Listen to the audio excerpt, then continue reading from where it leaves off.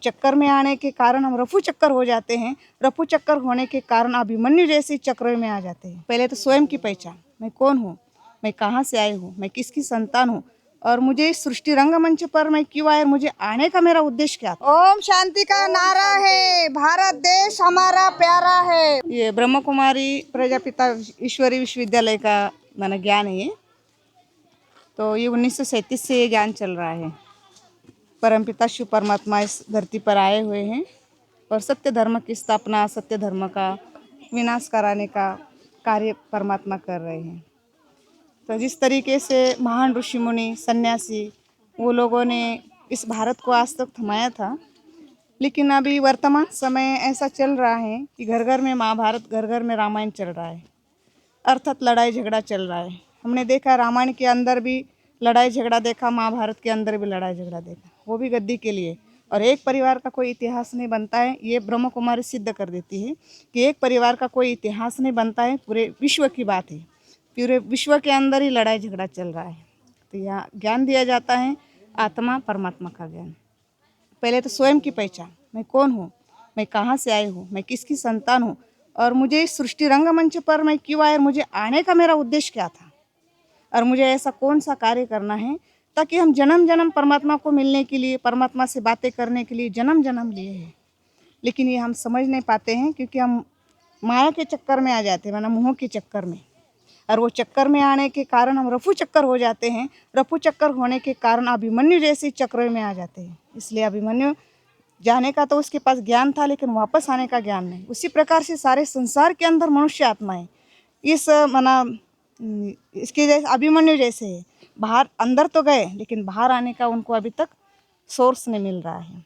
तो ये प्रजापिता ब्रह्म कुमारी ईश्वरी विश्वविद्यालय में सिद्ध किया जाता है प्रैक्टिकल में कि राजयोग मेडिटेशन के आधार से अनेक बीमारियां भी ठीक होती हैं। उसके साथ साथ हमारे मन को भी हम स्वस्थ रख सकते हैं और शरीर को भी स्वस्थ रख सकते हैं। तो ये प्रैक्टिकल में यहाँ ज्ञान दिया जाता है। तो माता जी के कहने से मुझे इतना ही समझ में आया कि चक्रव्यूह के अंदर तो हम घुस जाते हैं, है ना। चिकन, मटन, मुर्गा, क्या क्या चीज़ बोलते हैं ना, बहुत सारा ब्रांड भी है जो पीते हैं, वो सब पी के हम चक्रव्यूह के अंदर फंस जाते हैं।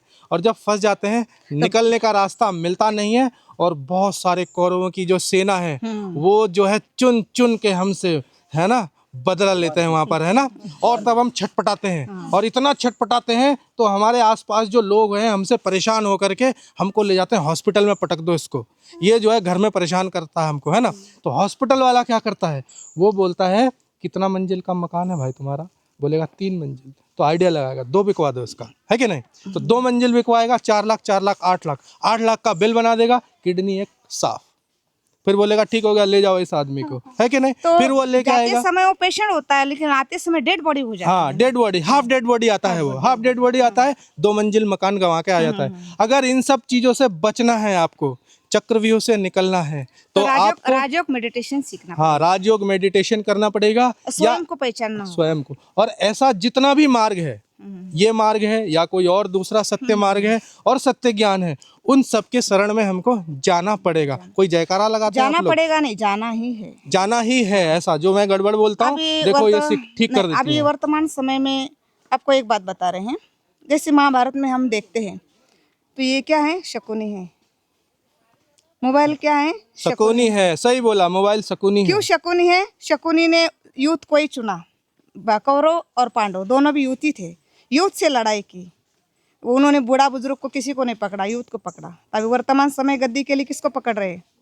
युद्ध के लिए पकड़ रहे हैं। युद्ध को पकड़ लो, शराब पिला, ये पिला, वो पिला, मुझे गद्दी चाहिए, युद्ध को ही पकड़ रहे हैं। तो ये संसार का क्या हो रहा है, उद्ध्वस्त हो रहा है। तो अंदर सभी के अंदर के कौरव जागृत हो गए। इससे अगर बचना है तो ऐसे ज्ञानी लोगों के शरण में आना पड़ेगा। जो नारा का बात आप कहे तो हम नारा देते हैं ओम शांति का। अच्छा, तो मैं तो इतना ज्ञानी नहीं हूँ, इसलिए मैंने इनसे पूछ लिया कौन सा नारा, कौन सा जयकारा लगाते हैं, तो इन्होंने बोला ओम शांति बोलते हैं। तो जितने भी सारे लोग हैं इतने जोर से ओम शांति बोलो कि ओम शांति का नारा है, भारत देश हमारा प्यारा है। ओम शांति का नारा है, भारत देश हमारा प्यारा है। ओम शांति, ओम शांति। चलो थैंक यू भाई जी। थैंक यू भाई जी, धन्यवाद। बाबा आपका कल्याण करेगा। हाँ। चलो कुछ तो हमें फायदा मिला ना। ये फायदा बहुत खुशी दी। फिर होगी मुलाकात।